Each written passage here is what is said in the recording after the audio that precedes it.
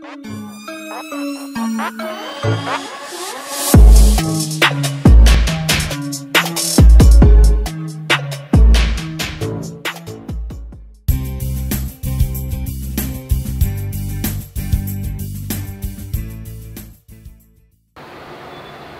students, in today's lecture we are going to study about fertilization. आता हा simple topic आहे. याच्या अगोदर आपण खूप वेळा फर्टिलायझेशन असतं काय ह्याच्याबद्दल आपण पाहिलं होतं. So let's consider fertilization, or it is also known as syngamy.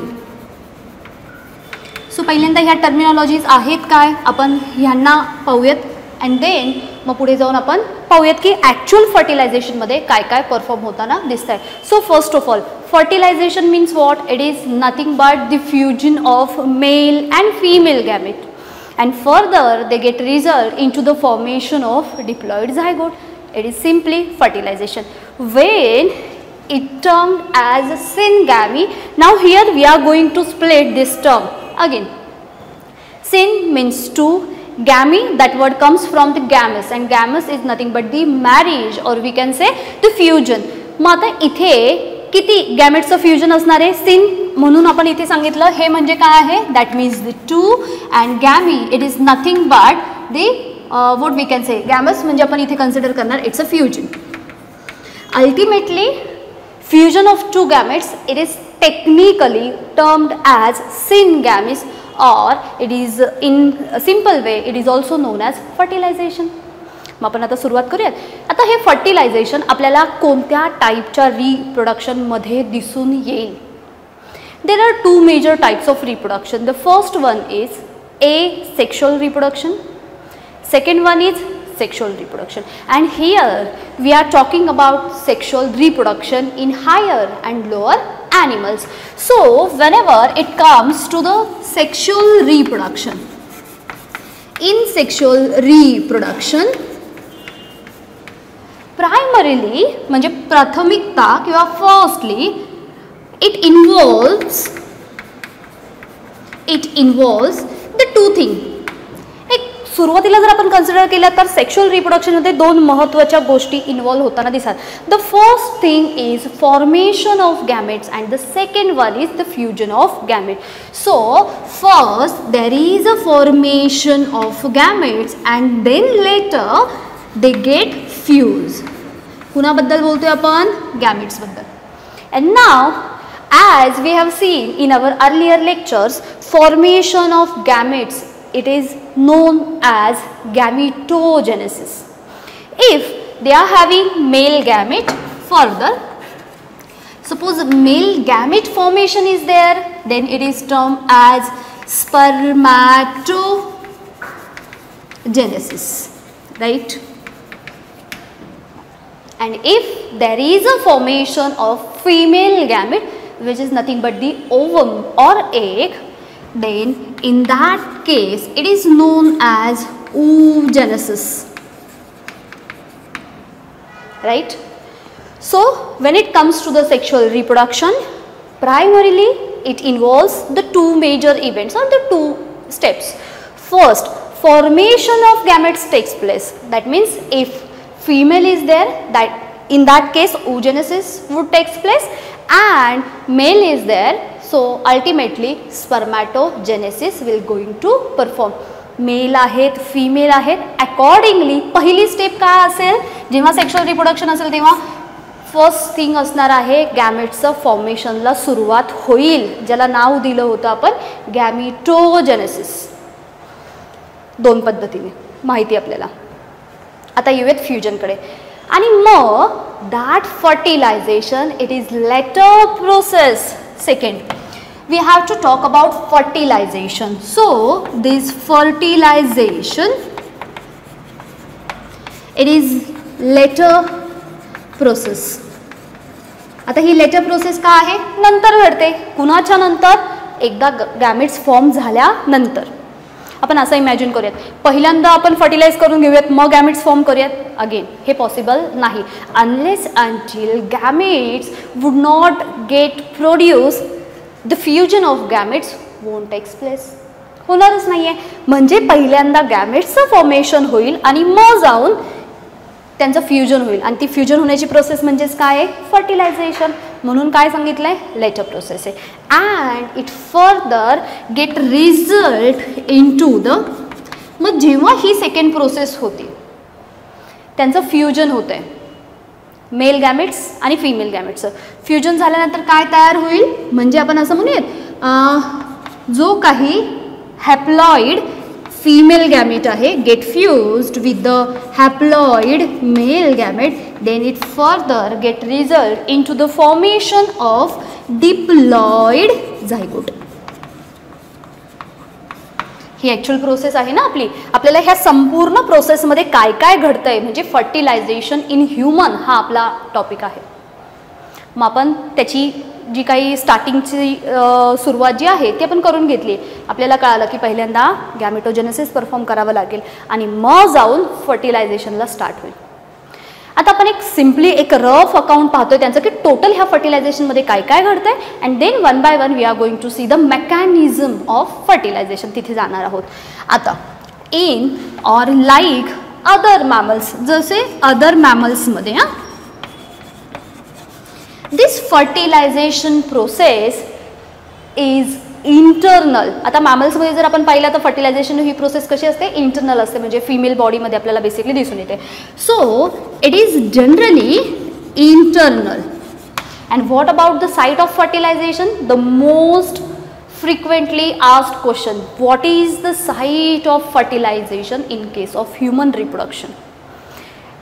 जेव्हा ह्युमन रिप्रोडक्शन होत असेल किंवा फर्टिलायझेशन टेक्स प्लेस होतं तेव्हा त्यांची ॲक्च्युअल साईट कोणती असते हा टॉपिक आपण डिस्कस केला होता जेव्हा आपण पाहत होतो female reproductive system, right. So here we are going to talk about the site of fertilisation. Okay, will move on here.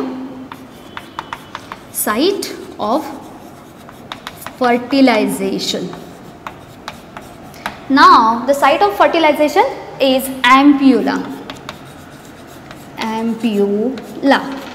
Ampulla of fallopian tube, or here we can say the uterine tube. चालेल ना आपल्याला. ampulla कुठे आठवतोय, suppose ही आपली female reproductive system होती, हे खाली इथे असे फिमरी, हे फिमरी होते.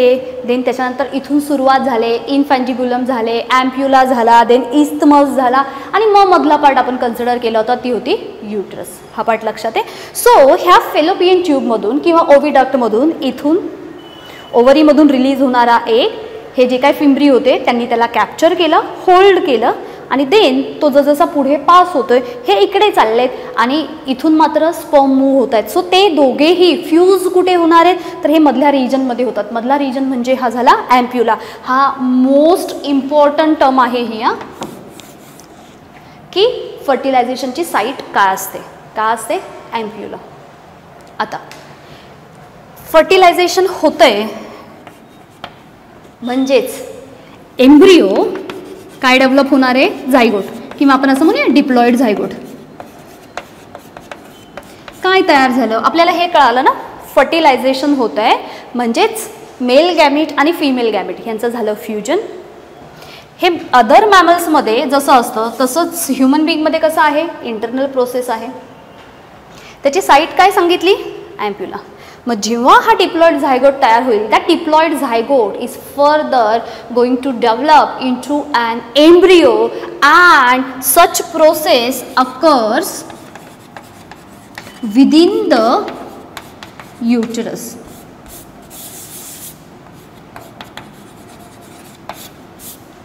आणि हे सर्व कुठे घडतंय, डेव्हलपमेंट ऑफ एम्ब्रिओ आहे ती सर्व आपल्याला दिसणार आहे युटरस फॉर्ममध्ये.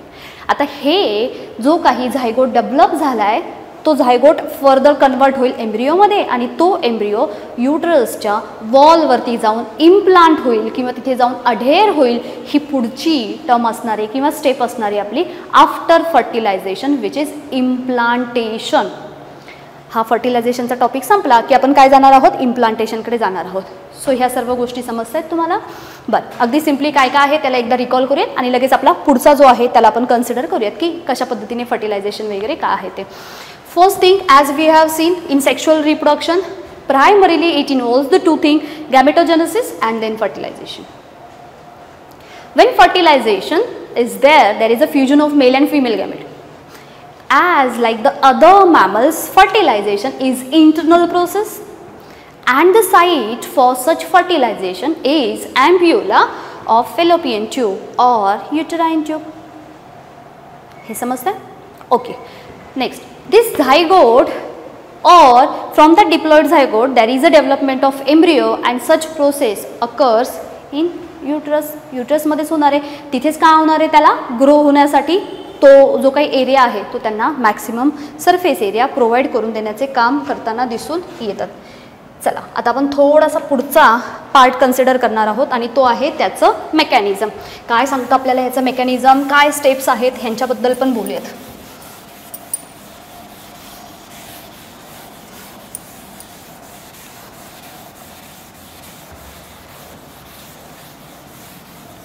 बरं, आपल्याला एक टर्म गेली होती, आठवते तुम्हाला, insemination. Insemination means what, there is a release of male gamete at the site of fertilisation. याला एक टर्म आहे इनसेमिनेशन. सो मेकॅनिझममध्ये आपल्याला त्याचा रेफरन्स येणार आहे. मेकॅनिझम काय सांगतं आपल्याला, in a single ejaculate it contains 3 to 3.5 ml of semen is get deposited into the vagina. मी काय सांगते मी त्याला अगदी सविस्तरपणे सांगणार आहे. आता जेव्हा आपण मेकॅनिझमला स्टार्ट करतोय तर आपल्याला पहिल्यांदा ही गोष्ट कळाली पाहिजे. एक टर्म आहे त्याचं नाव आहे insemination. It is also known as intercourse or copulation or mating or more technical term is insemination. Is means it contains or in a single means one ejaculate it contains near about 3 to 3.5 ml of semen is get deposited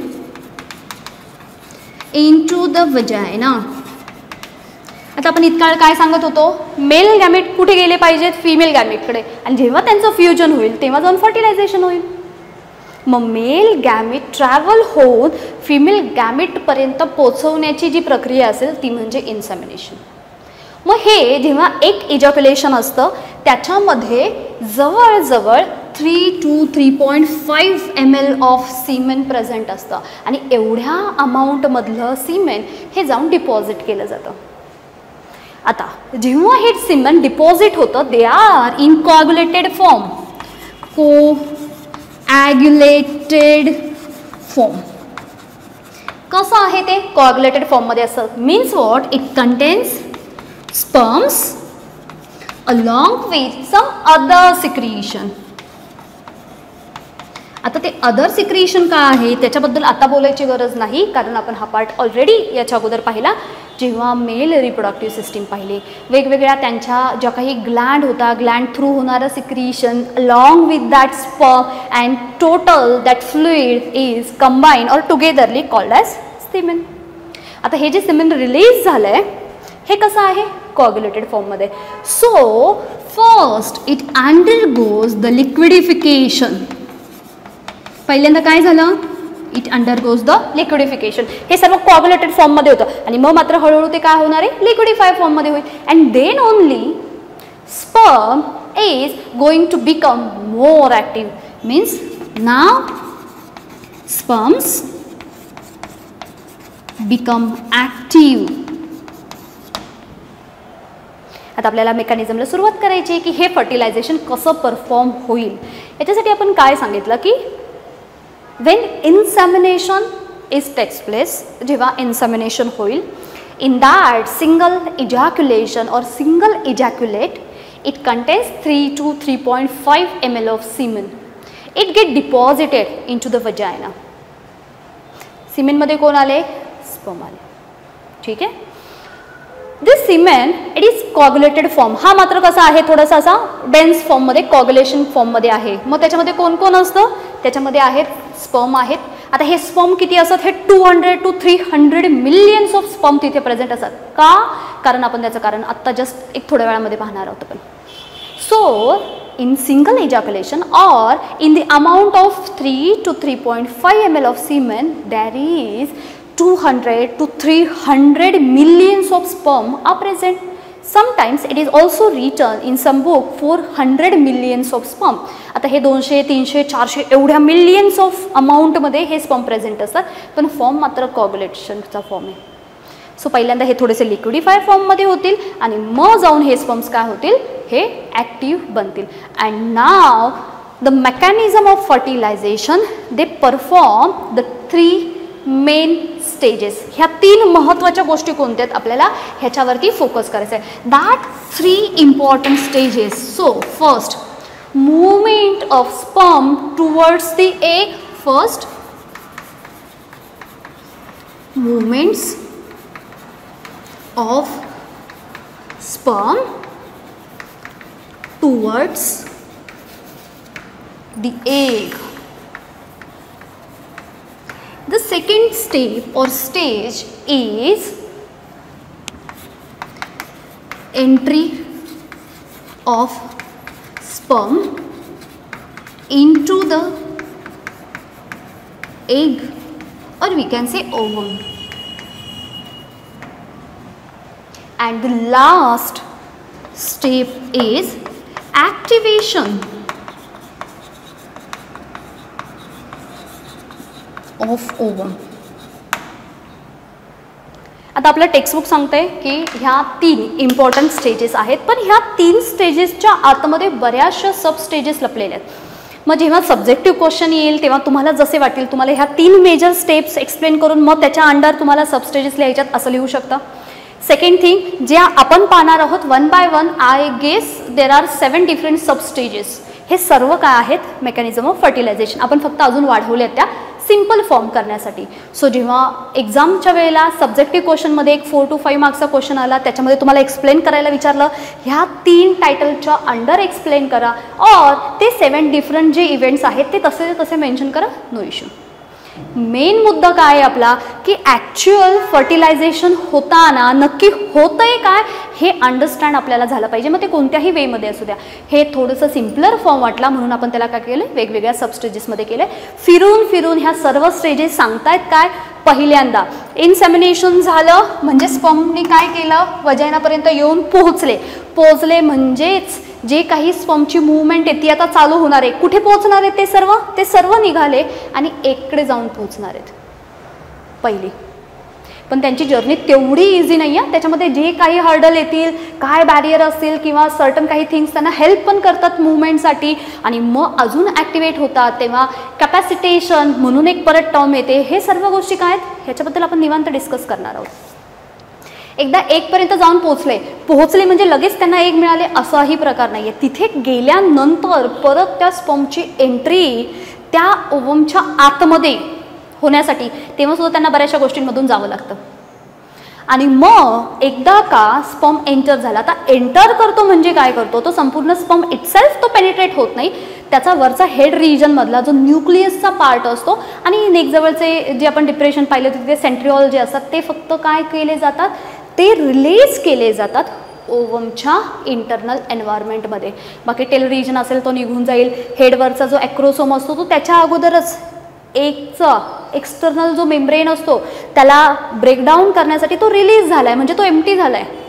म्हणजे फक्त राहिलं काय, त्या स्पर्मच्या head रिजनमध्ये present असणारा तो जो nucleus part आहे त्याच्यामधलं जेनेटिक मटेरियल.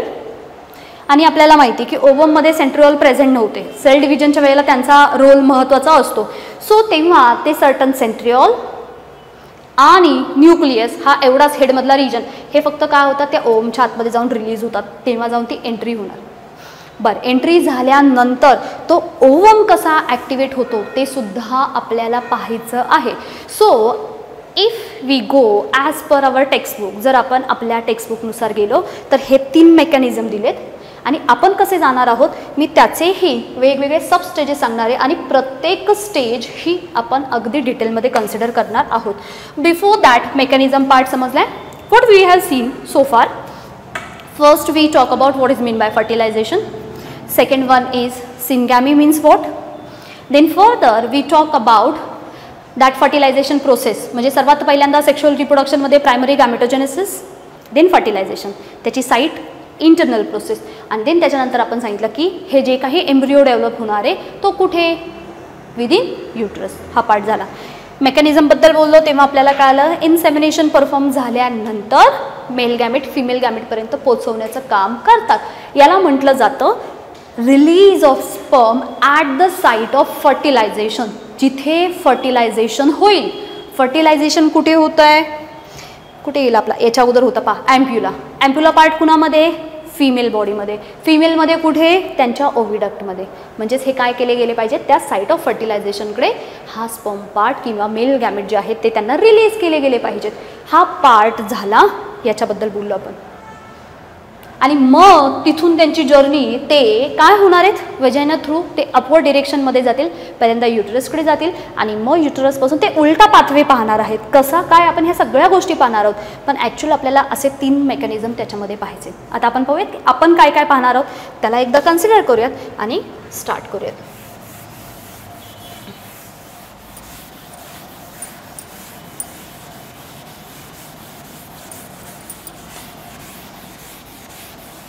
ह्या सर्व स्टेप्स म्हणजेच ह्या 3 आहेत हे समजण्यासाठी इथे ह्या सबस्टेजेसबद्दल आपण बोलतोय. बरं, firstly we are going to see approach of sperm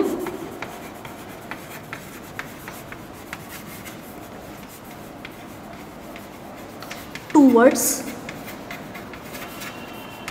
the egg. ठीक आहे. सेकंड जो पाहणार आहोत ते असणार आहे फर्टिलायझिंग and anti फर्टिलायझिंग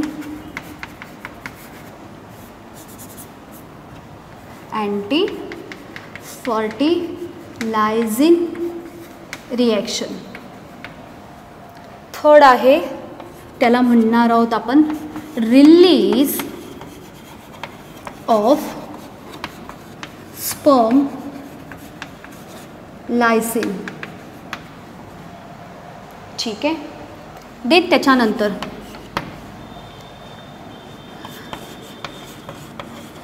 reception cone formation or it is also known as fertilization cone.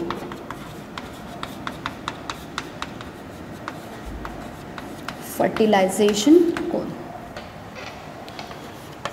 त्याच्यानंतर आपला जो मेन टप्पा आहे तो होणार आहे that means meiosis 2 occurs. Unless until meiosis 2 will not get performed, that secondary oocyte is not complete egg. It's just secondary oocyte. It has to perform that second meiosis. जेव्हा second meiosis किंवा meiosis 2 perform होईल तेव्हा खऱ्या अर्थाने तो secondary oocyte convert कुठे होणार आहे एगमध्ये.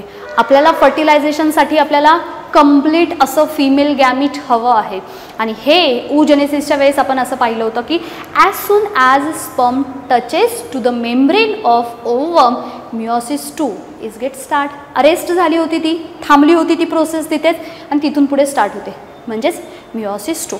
त्याच्यानंतर EF कॉर्टिकल रिएक्शन आणि एक शेवटची पाहणार आहोत आपण फ्युजन ऑफ गॅमेट्स.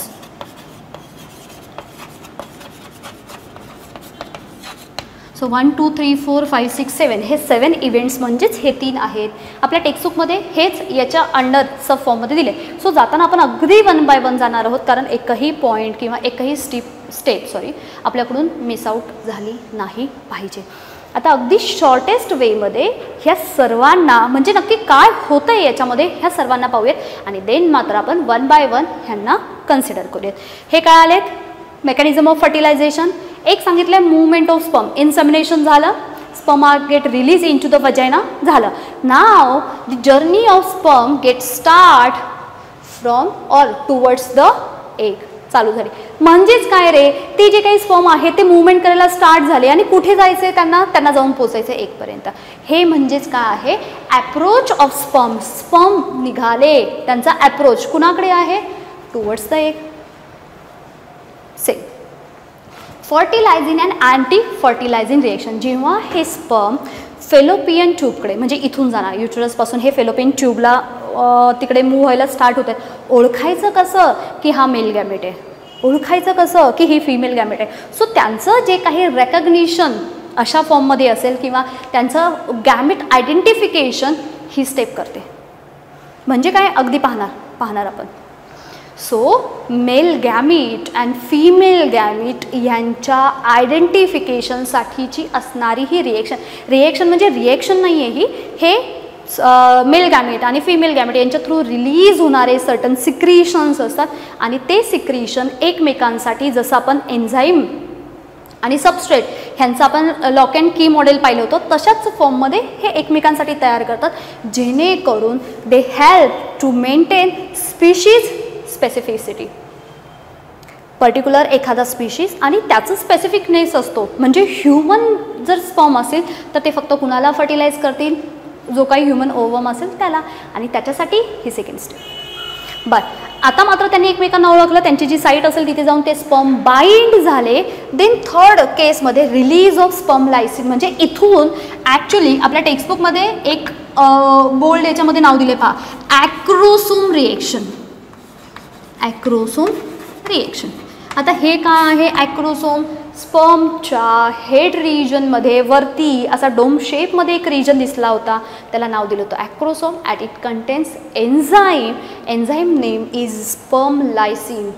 आता एन्झाईम आला, हे लायटिक एन्झाईम्स असतात. Lytic lysis that means breakdown.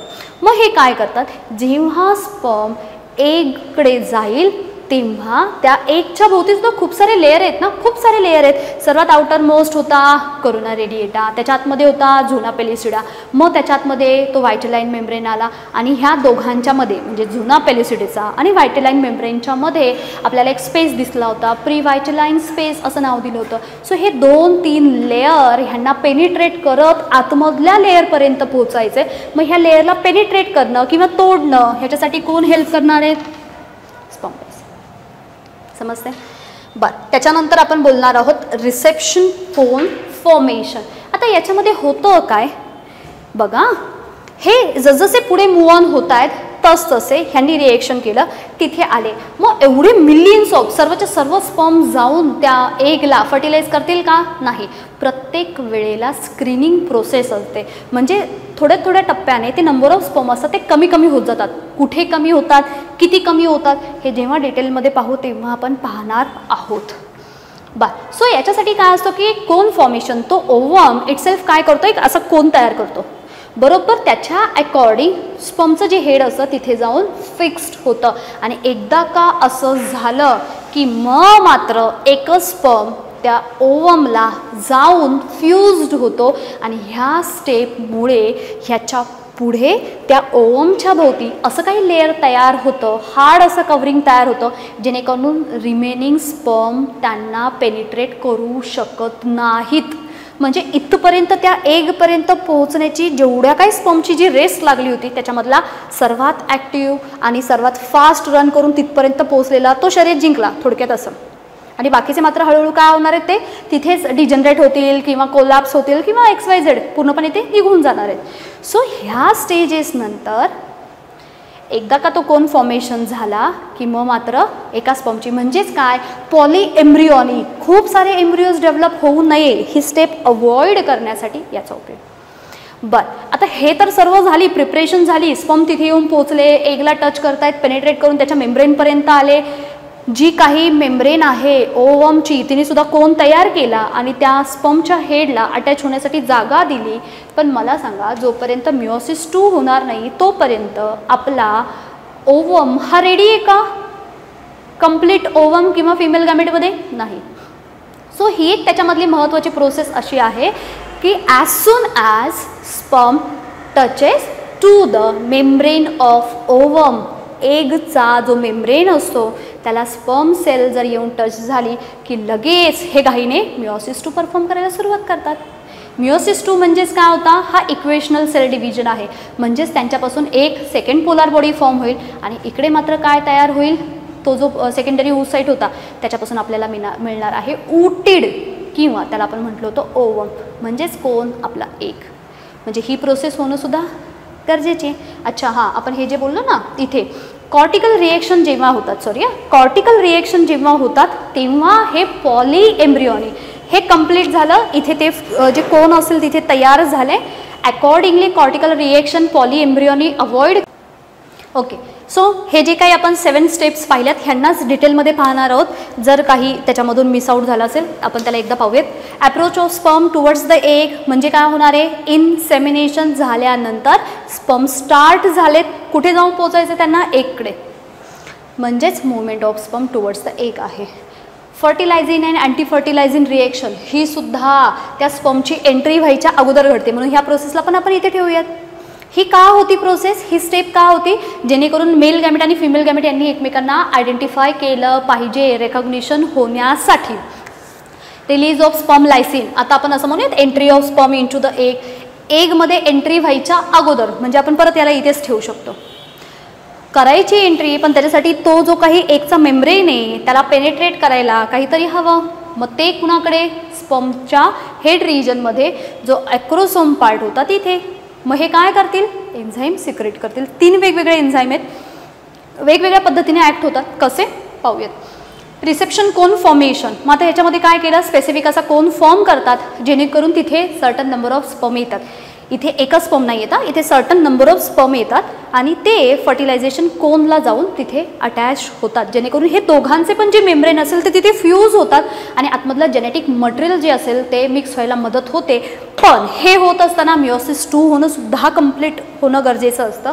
त्याचबरोबर जेव्हा कॉर्टिकल रिएक्शन किंवा हा झोन येतो, परत इथे पाहणार आपण की ओव्हनचा सायटोप्लाझम, मग सायटोप्लाझमचे 2 पार्ट, बाहेरचा जो होता तो होता कॉर्टेक्स सायटोप्लाझम किंवा एक्झोप्लाझम नाव दिलं होता. त्याच्यामध्ये कॉर्टिकल ग्रॅन्युल्स प्रेझेंट होते, ते त्यांची पोझिशन थोडीशी चेंज करतात, मेम्ब्रेनवरती राईज करतात आणि हे एवढ्यासाठी असतं की एक पहिला जो स्पर्म आतमध्ये आला आहे ना, बस त्यालाच एकट्याला आतमध्ये येऊन द्यायचं आणि मग बाकीच्यांना रोखण्यासाठी काय करायचं, तर तो ओव्हम स्वतःभोवती असा एक कव्हरिंग तयार करतो सर्टन सिक्रिएशन थ्रू.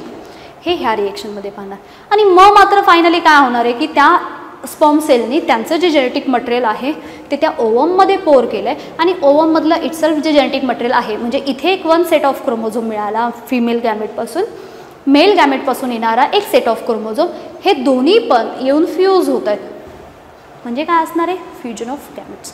आता हे आपण थेरॉटिकल वेमध्ये आपले फर्टिलायझेशनचे मेकॅनिझम एकतर आपण स्टेप बाय स्टेप अशा पद्धतीने जाऊयात आणि हे म्हणजेच आपल्या टेक्स्टबुकमध्ये दिलेले हे 3 अशा पद्धतीचे मेकॅनिझम आहेत. दोन्ही पण सारखेच आहेत, याच्या काही स्टेप्स यांच्या अंडर दिल्यात, इतकाच काय तो डिफरन्स. आता आपण 1 बाय 1 पाहणार आणि आपला जेव्हा सर्वात शेवटचा लेक्चर येईल, जेव्हा आपल्या ह्या सर्व स्टेप्स समजतील किंवा संपतील, तेव्हा आपण ह्या सर्वांना डायग्रामॅटिकसुद्धा पाहणार, जेणेकरून तुम्हाला समजायला अजून बेटर होईल. म्हणजे फर्टिलायझेशनच्या फर्स्ट लेक्चरमध्ये ॲक्च्युअल फर्टिलायझेशनच्या मेकॅनिझममध्ये किती स्टेप्स आहेत ह्यांचं इंट्रोडक्शन करून दिलं आणि जेव्हा आपले हे सर्व स्टेप्स कंप्लीट होतील तेव्हा एक डायग्राम पाहूयात आणि ह्या डायग्राम थ्रू समजायचा प्रयत्न करूयात की प्रत्येक स्टेपमध्ये नक्की घडतंय काय. आणि अजून एक तुम्हाला सिम्पल वेमध्ये हे सर्व सोपं व्हावं यासाठी एक व्हिडिओ सेंड करणारी फार सुंदर आहे, किंवा तुम्हाला जर इंटरेस्ट असेल तर तुम्ही यूट्यूबवरती ह्याच्याशी रिलेटेड जे ॲक्च्युली ॲनिमेटेड फॉर्ममध्ये जे व्हिडिओ तयार केलेले असतात किंवा ॲक्च्युअल रिअलिस्टिक फॉर्ममध्ये जे आहेत ते एकदा पाहिले की तुम्हाला याचा अंदाज येईल. पण technically each and every term समजण्यासाठी आपल्याला थोडंसं असं जावं लागेल. सो आपण काय करणार, आपला पहिला approach of sperm towards egg याला चालू करूयात. चला, आपली पहिली स्टेप काय सांगते आपल्याला, first step is approach of sperms towards the egg. Egg म्हणा, ओव्हम म्हणा, काहीही चालेल. आता आपण परत सुरुवातीपासून सुरुवात करणार. आपल्याला काय कळालं की जेव्हा हे स्पर्म अप्रोच करतील त्याच्या जस्ट अगोदर काय घडलंय, इन अ सिंगल इजॅक्युलेशन और इजॅक्युलेट इट कंटेन नियर अबाउट, आता हे मी फिक्स सांगत नाहीये, near about 3 to 3.5 ml of semen is get released or deposited into the vagina. पहिली स्टेप समजली आपल्याला. काय झालंय, हे तिथे चालले, त्यांचा अप्रोच टुवर्ड्स द एग, कुणाचा, स्पर्मचा सुरू झालाय. हे होत असताना ते जे काही एक सिंगल इजॅक्युलेशन असतं त्याच्यामध्ये आपल्याला किती सिमेन असतं, ते असतं 3 to 3.5. आता येऊयात आपण त्या एवढ्या ml ऑफ सिमेनमध्ये किती नंबर ऑफ स्पर्म असतात. They contains 200 to 300 millions of sperm.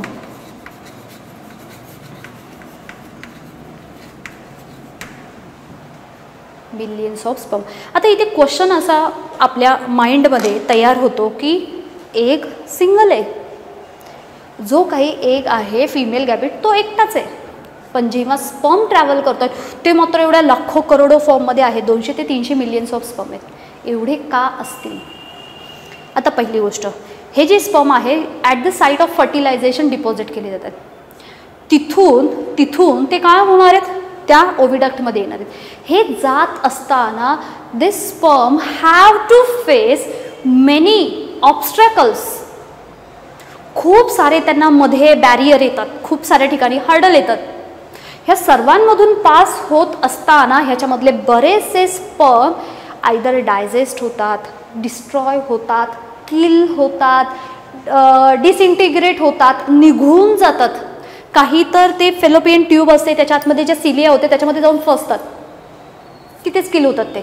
म्हणजे निघालेले एवढे जे 200 to 300 मिलियन्स ऑफ स्पर्म आहेत हे ॲट दी साईट ऑफ फर्टिलायझेशनपासून ओवमपर्यंत जाऊन पोहोचेपर्यंत, म्हणजे आपले ह्या ज्या स्टेप्स येणार आहेत ना, स्पर्म लायसिन वगैरे किंवा कोन फॉर्मेशन वगैरेपर्यंत येतात, किंवा फर्टिलायझिंग अँटी फर्टिलायझिंगच्या वेळेला तिथे जर पाहिलं तर नियर अबाउट फक्त 100 स्पर्म शिल्लक राहतात.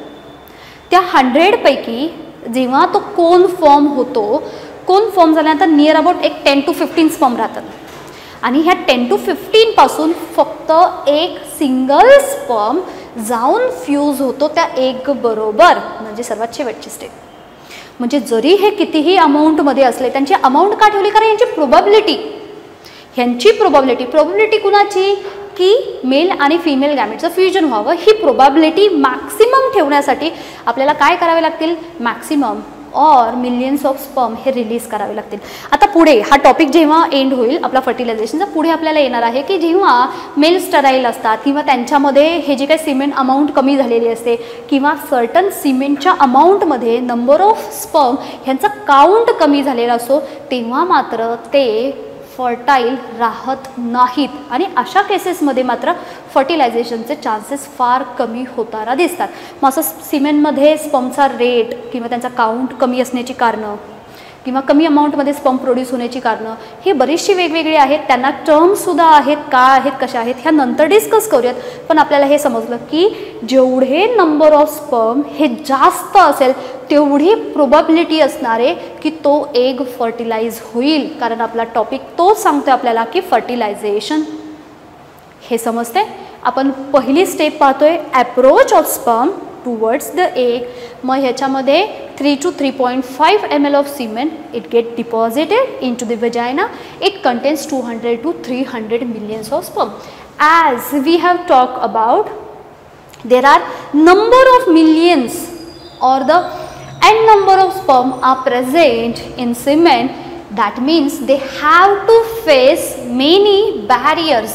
आता मी इथेच मेन्शन करते, हे एवढ्या नंबरमध्ये का आहेत हे मला सांगायचे आहे आणि हे सांगण्यासाठी मी सांगते, they have to face many barriers और they also be helped by certain things. So help पण मिळते त्यांना, असं नाही की फक्त त्यांना अडवून ठेवलं जातं. दे गेट हेल्प टू स्पर्मला हेल्प पण केली जाते. आणि ह्या दोन्ही प्रोसेसमधून जात जात हे 200-300 मिलियनपासून तिथपर्यंत जाऊन पोचेपर्यंत, 1पर्यंत जाऊन पोचेपर्यंत हे इतके कमी होतात, इतकं डिप्लेशन होतं त्यांचं की फार अगदी सर्टन नंबर ऑफ एवढेच राहतात. म्हणजे काही टेक्स्टबुकमध्ये त्याला मेन्शन केलं की near about 100 sperm it get reach to the egg. Entry नाही केली आहे, तिथे जाऊन पोचत एवढेच फक्त. कारण ह्या दोन्ही पण गोष्टी. मग आपण पहिल्यांदा चांगल्या गोष्टीबद्दल बोलूयात. काय की कोण कोण हेल्प करतंय त्यांना, बोलूया त्यांच्याबद्दल. आता पहिली ह्याच्यामध्ये फर्स्ट ॲक्टिव्हिटी सांगितली आहे ती आहे lashing movement of tail. Lashing movement of tail. आता ही लॅशिंग मूवमेंट असते काय? स्पर्मचं स्ट्रक्चर आठवतं आहे आपल्याला. हा वरचा हेड पार्ट होता, हा खाली आपण थोडासा त्याचा हेड पार्टच आहे जिथे न्यूक्लियस वगैरे आहे. हा थोडासा नेकचा पार्ट, देन हा मिडल पीस, आणि मग मात्र हा इथून ह्या अशा फॉर्ममध्ये खूप सारी लॉंग टेल हे रिजन दिसतात. आपण एक रँडमली काढलं आहे.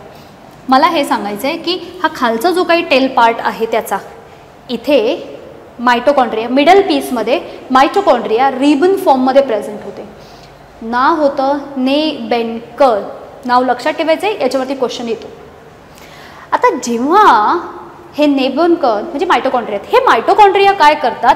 हे टेलला एनर्जी प्रोव्हाइड करतात त्यांच्या स्वतःच्या, आणि जेणेकरून त्यांची जी टेल असते ही स्पेसिफिक लॅशिंग मूवमेंट दाखवते आणि फास्ट त्यांच्या मूवमेंट होत आहेत. कुणाची मूवमेंट होते? स्पर्मची.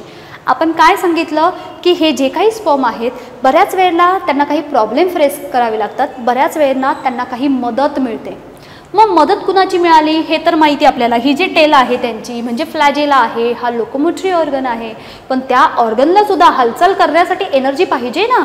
ती एनर्जी प्रोव्हाइड केली जाते त्यांच्या मिडल पीसमध्ये प्रेझेंट असणाऱ्या मायटोकॉन्ड्रिया थ्रू, आणि ह्यांच्यामुळे ते एक विशिष्ट अशी मूवमेंट करतात जेणेकरून ते फास्ट रेटवरती पुढे पळतायत. त्याला म्हटलं जातं लॅशिंग मूवमेंट. पहिली मदत. दुसरी मदत बोलेत, सर्टन केमिकल सिक्रेट होतात. त्या केमिकलचं नाव असतं प्रोस्टाग्लॅंडिन्स. प्रोस्टाग्लॅंडिन्स. These are nothing but the chemicals which causes, or due to the secretion of such chemicals, it gives the contraction of vagina as well as the uterus. uterus असेल vagina असेल त्यांचं contraction दाखवतात आणि ते एक मूवमेंट करतात, जशी आपण मूवमेंट पाहिली होती पेरिस्टाल्टिक. सो ह्या सर्टन गोष्टी आपण काय करूया तिथे मेन्शन करूयात. काय सांगितलं? प्रोस्टाग्लॅंडिन्स आहेत म्हणजेच हे काय आहेत? सर्टन केमिकल सिक्रिशन आहे. ह्या केमिकल सिक्रिशनमुळे काय होतं? इट अकर्स कॉन्ट्रॅक्शन कुणाचं? Of uterus and वजायना. हे दोघांच्याही कॉन्ट्रॅक्शनमुळे एक विशिष्ट अशी मूवमेंट दिसते जी आपण फूड खात असताना किंवा फूड खाल्ल्यानंतर आपला जो काही डायजेस्टिव्ह ट्रॅक असतो तो सुद्धा एक रिदमिक मूवमेंट दाखवतो, आणि त्या मूवमेंटचं नाव माहिती आहे आपल्याला. त्याला म्हटलं जातं पेरिस्टाल्टिक और स्टाल्टिक मूवमेंट. पण ह्या केसमध्ये मात्र ही मूवमेंट कशी माहिती? पेरिस्टाल्टिक मूवमेंट ही रिव्हर्स पेरिस्टाल्टिक मूवमेंट आहे. So this movement is quite reverse. Means what? वरून खाली नाही जात आहेत. So from vagina there is a movement towards the uterus. Uterus vagina. So movement ही आपल्याला बेसिकली कशी दिसते? From vagina to the uterus. So from vagina to the uterus अशा टाईपची मूवमेंट दिसते. ही रिव्हर्स फॉर्ममध्ये आहे. ही पेरिस्टाल्टिक मूवमेंटनुसारच आहे, पण आपण असं म्हणूयात की रिव्हर्स पेरिस्टाल्टिक आहे. कुणामुळे झाली? सर्टन केमिकलच्या सिक्रिशनमुळे. हे सिक्रिशन म्हणजे कोण आहेत? प्रोस्टाग्लॅंडिन. हे कुठे सिक्रिशन दिसतात? फिमेल रिप्रोडक्टिव्ह ट्रॅकमध्ये. ह्या सिक्रिशनमुळे होतं काय? जी काही आता ही अशी एक डायग्राम तुम्हाला आठवत असेल पा, ही आतापर्यंत अगदी लर्न झाली पाहिजे तुम्हाला.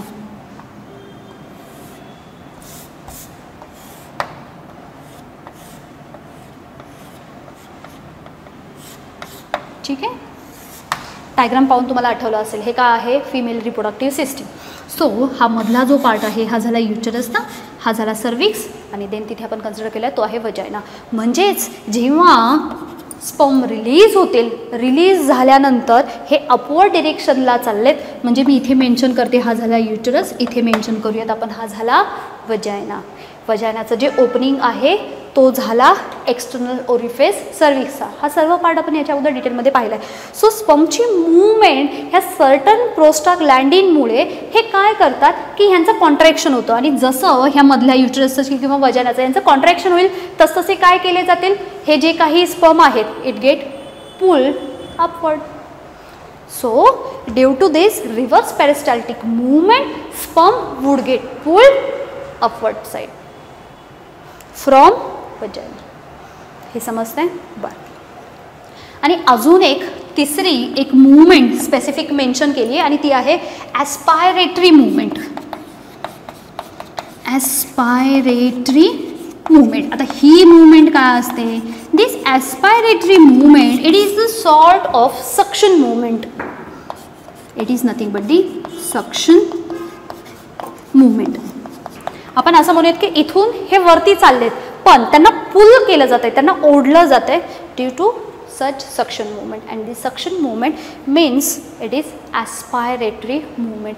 ही सुद्धा मूवमेंट आपल्याला कुठे दिसते, ह्याच रिजनमध्ये दिसते. सो ह्याच्या 3 वेगवेगळ्या पद्धतीने त्या स्पर्मचा अप्रोच एककडे आहे. म्हणजेच आपली जी पहिली टेक्स्टमधली जी स्टेप होती ती होती एंट्री किंवा movement of sperm towards the egg. ह्यांची जी मूवमेंट आहे तिथे जाताना पहिल्यांदा लॅशिंग मूवमेंट दाखवली, म्हणजे स्पर्म फास्टर रेटवरती चाललेत.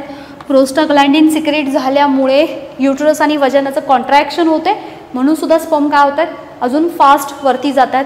आणि ॲस्पायरेटरी मूवमेंटमध्ये it is nothing but the suction movement. So sperm get pulled towards upward side from vagina. ह्या काय झाल्या, मदत झाल्या. आता आपण बोलूयात बॅरियरबद्दल. काय काय बॅरियर येतात मध्ये, काय काय त्रास देतात ते हे समजते आपल्याला. बरं, बॅरियरबद्दल बोलणार आहोत आपण. सर्वात महत्त्वाचं बॅरियर ते म्हणजे एंडोमेट्रियमची वॉल. हे यांचे बॅरियर इथे लिहिते मी. एंडोमेट्रियम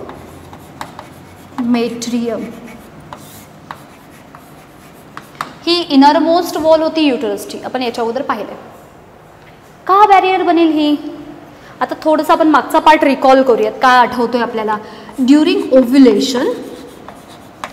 ओव्युलेशन परफॉर्म झालं on which day, on 14th day of menstrual cycle if cycle last for 28 days. जर मेन्स्ट्रुअल सायकल 28 डेजची असेल तर त्याच्या 14व्या दिवशी सरासरी ओव्युलेशन परफॉर्म होतं. आता ओव्युलेशन होतं म्हणजे नक्की काय होतं, तर जो ग्राफियन फॉलिकल आहे it get rupture.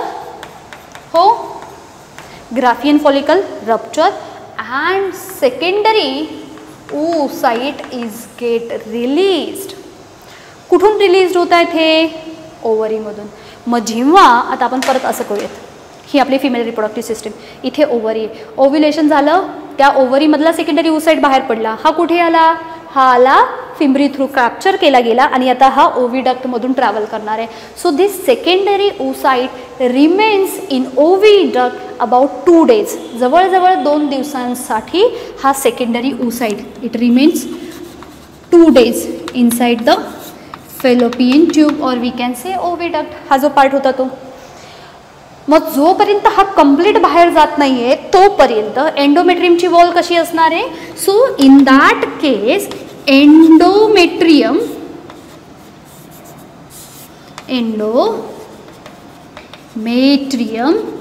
Wall it is thick and folded. कशी आहे ही, थिक पण आहे अँड फोल्डेड रिजनमध्ये आहे. हे माहीत होतं आपल्याला. पाहूयात आपण थोडंसं डायग्रामॅटिक. आता आपल्याला ह्याची गरज नाही आहे, हे जेव्हा लागते तेव्हा आपण परत कन्सिडर करूयात, म्हणजे आपली जास्त गर्दी नाही होणार इथे.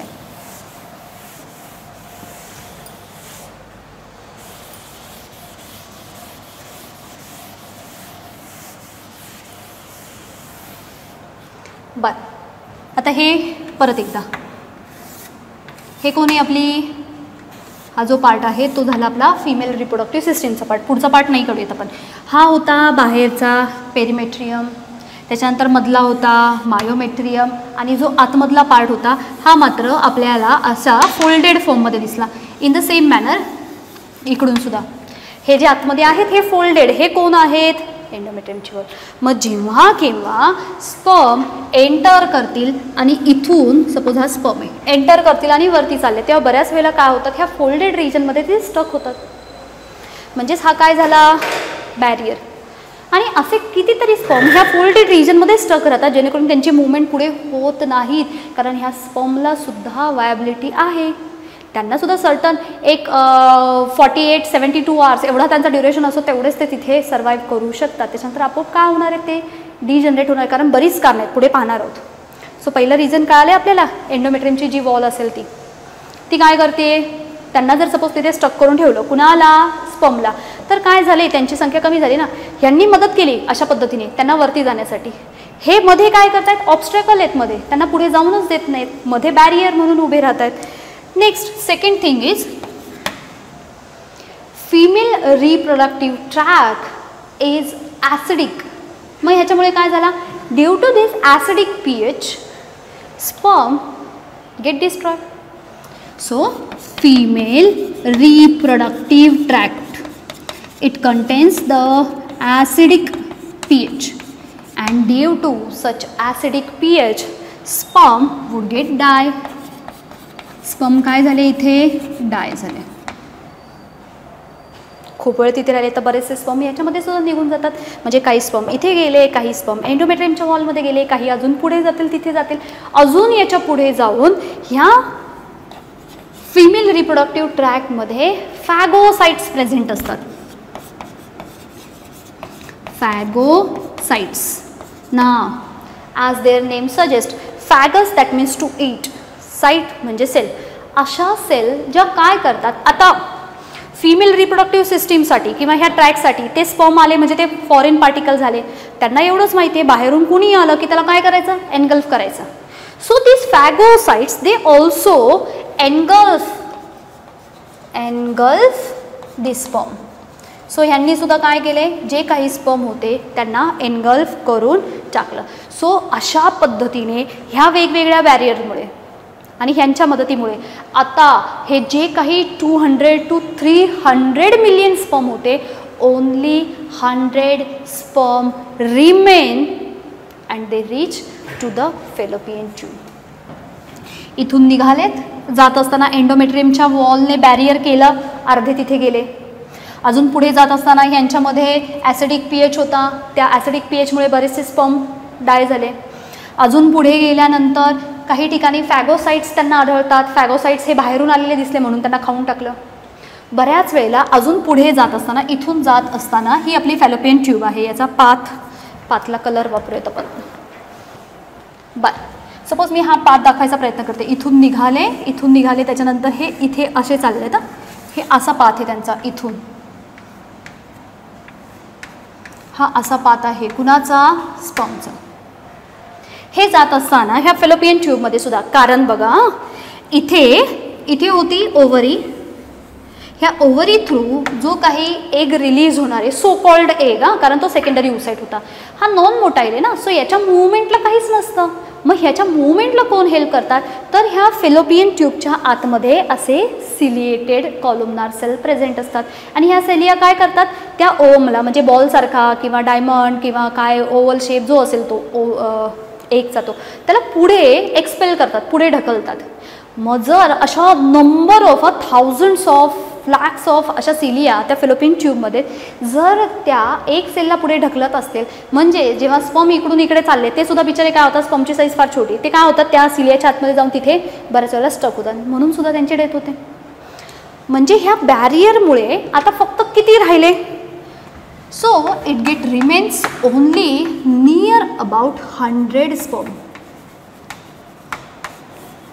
अजून अप्रोचच चाललाय, अजून त्या स्पर्मची मूवमेंट चालली आहे, कुठे, एककडे. पण हे जात असताना त्यांना काही गोष्टींची मदत झाली. काही गोष्टींमुळे 200 ते 300 मिलियन स्पर्मपैकी फक्त 100 स्पर्म हे शिल्लक राहिले आणि हे फॅलोपियन ट्यूबकडे जाऊन पोहोचत आहेत, कारण ह्या दोघांमुळे. हे समजतंय? बरं, आता ह्या स्पर्मचा स्पीड किती असतो? It contains near about 1 to 4 mm/minute. एका मिनिटाला 1 ते 4 मिलीमीटर एवढा स्पर्मचा स्विम करायचा किंवा मूव करायचा स्पीड असतो. आपलं टेक्स्टबुक सांगतं 1.5 to 3 mm/minute. आपलं टेक्स्टबुक हे सांगतं. इन जनरल 1 to 4 mm दिला जातो. ॲक्च्युली ह्यांच्याच जवळपास त्या स्पर्मचा मुवमेंटचा स्पीड असतो. आता अजून फास्टर होत असताना जसं अप्रोच पुढे चाललं आहे, आता 100 राहिले, आता पुढे त्यांचा मूवमेंट, स्पर्मची मूवमेंट होत असताना एक महत्त्वाची टर्म येते, ह्याच्यावरती क्वेश्चन येतो आणि त्याला म्हटलं जातं कॅपॅसिटेशन. इथेच वापरूयात, याचा यूज येईल तेव्हा आपल्याला वापरता येईल. कॅपॅसिटेशन. आता नावामध्ये कॅपॅसिटेशनमध्ये एक वर्ड लपला आहे, capacity. So capacitation means what? Sperm attains their functional maturity in female reproductive tract and it is known as capacitation. म्हणजे काय आहे आपण त्याला मेन्शन करतोय.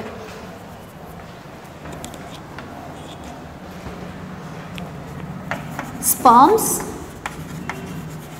Attain functional maturity in female reproductive tract and it is known as capacitation.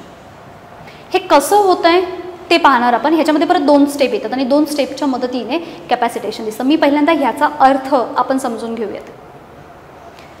हे जे sperm तिथे चाललेत, ह्या स्पर्मचं स्ट्रक्चर कसं होतं?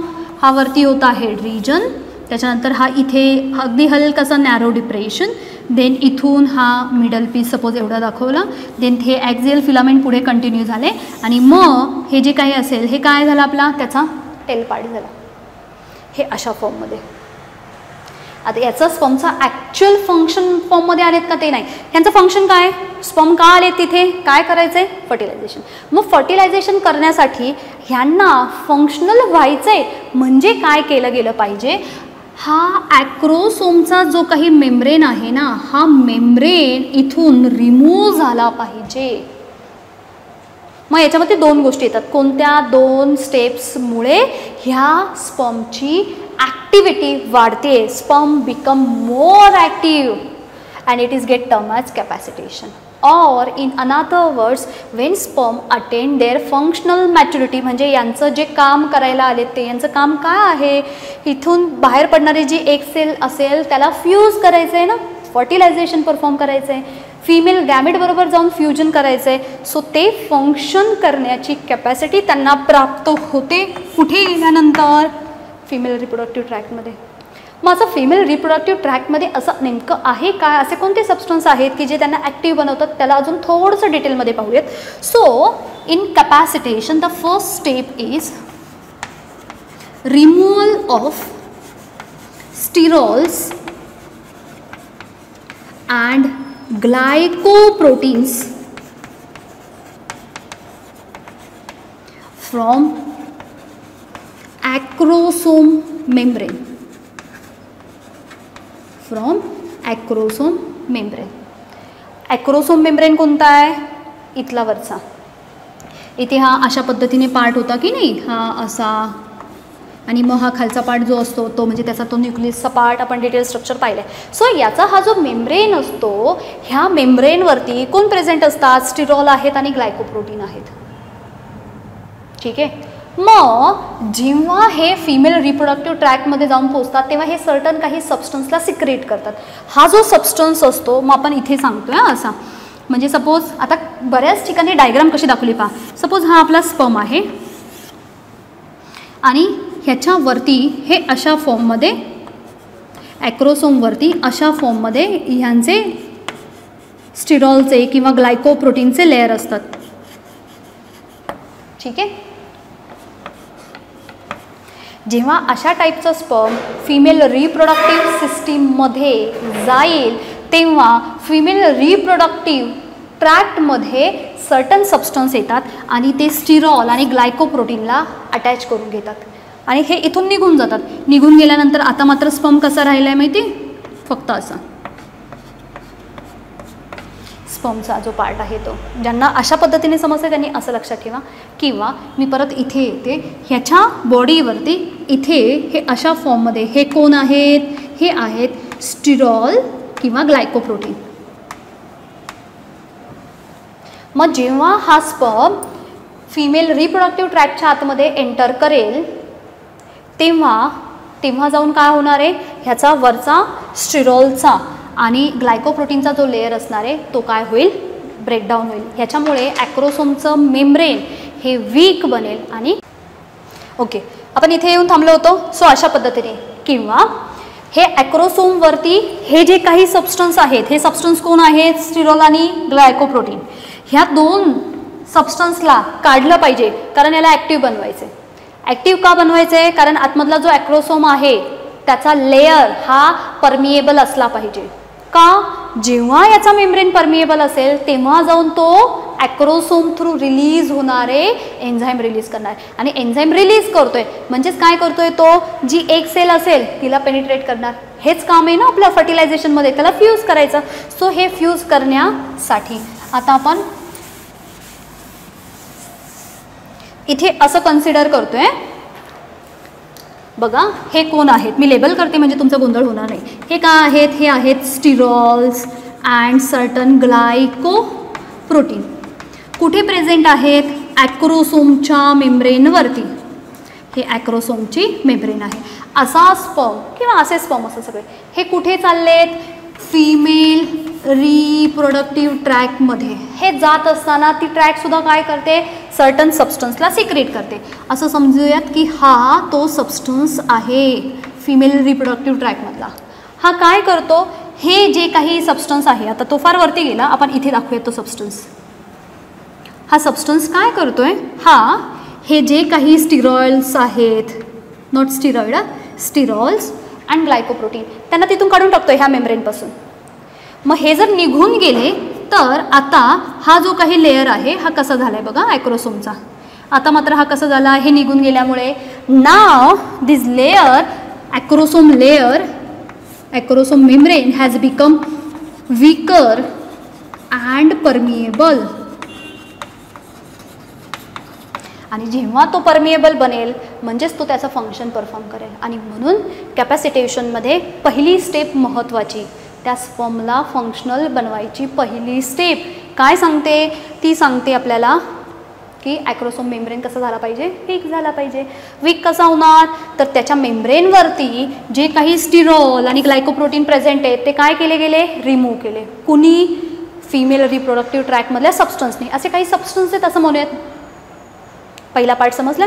आणि दुसरी एक जी सेकंड थिंग ह्यांच्यामध्ये सांगितली जाते ती, ही फर्स्ट होती.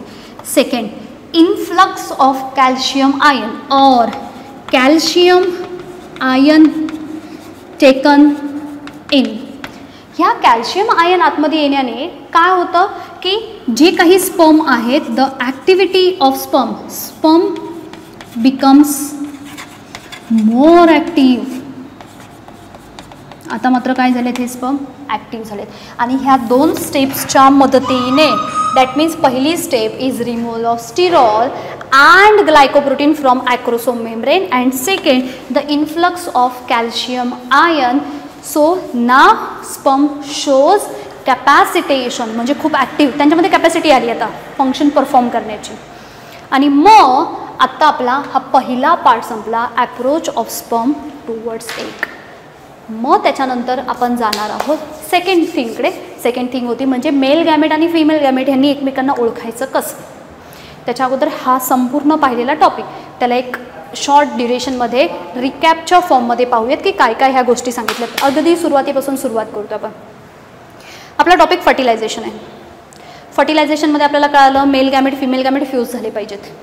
सेक्शुअल रिप्रोडक्शनमध्ये प्रायमरीली महत्त्वाची गोष्ट काय असते ते म्हणजे गॅमेट फॉर्म झाले पाहिजेत, गॅमेटोजेनेसिस.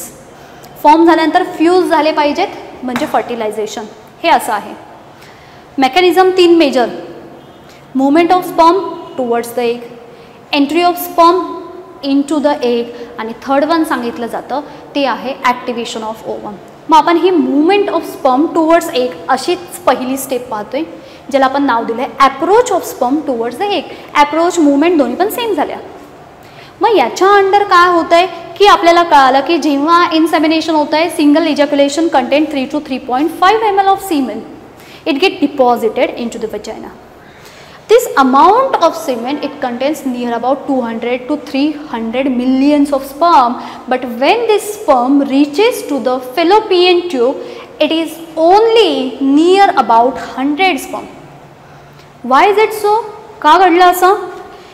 They further gone through certain barriers. बऱ्याचशा बॅरियरला त्यांना फेस करावं लागतं आणि बऱ्याच वेळेला त्यांना मदत पण मिळते.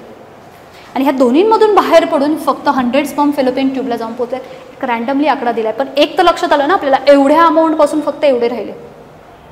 ह्यांचा रेट टेक्स्टबुकमध्ये किती दिला आहे? 1.5 to 3 mm per minute. एवढ्या रेटवरती हे स्पर्म पळत असतात.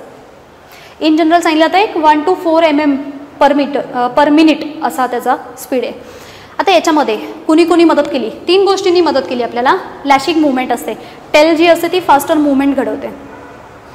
प्रोस्टाग्लॅन्डिनसुद्धा मदत करतात, कारण युटरस आणि वजनाचं कॉन्ट्रॅक्शन होतं.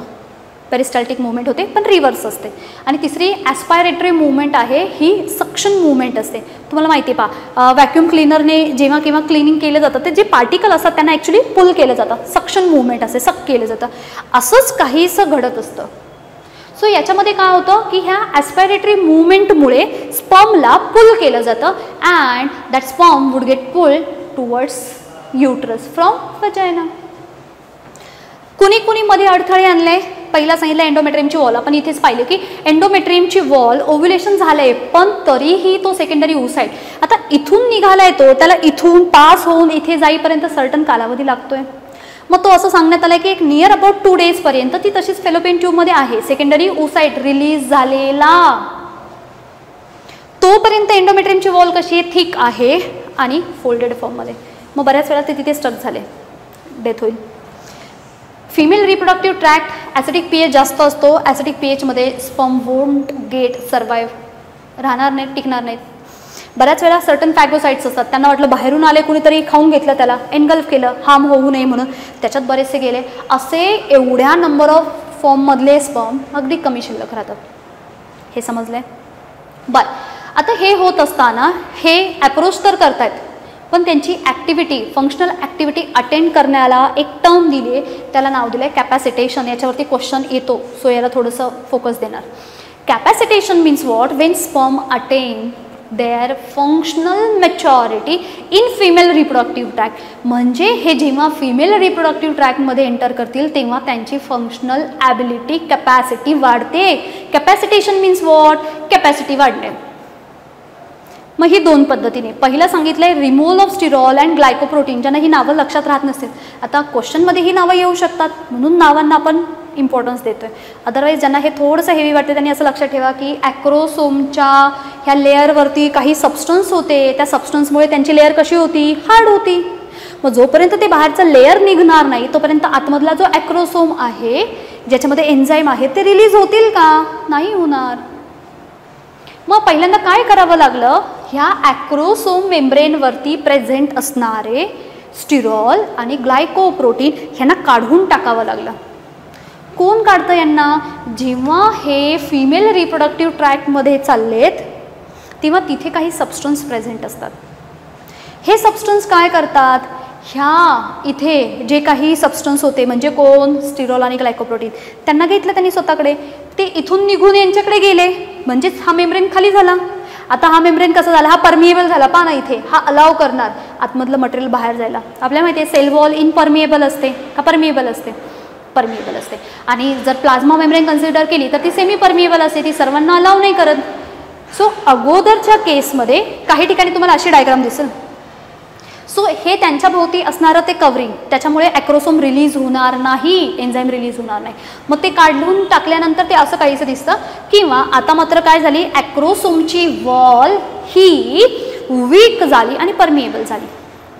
And second thing is calcium ion taken in, and just because of that now sperm become more functional, more active, and in this way the approach of sperm is get towards the egg. आणि अशा पद्धतीने ते आता कुठे चाललेत, egg कडे चाललेत. In our next lecture we are going to take up the next step of fertilization. Thank you.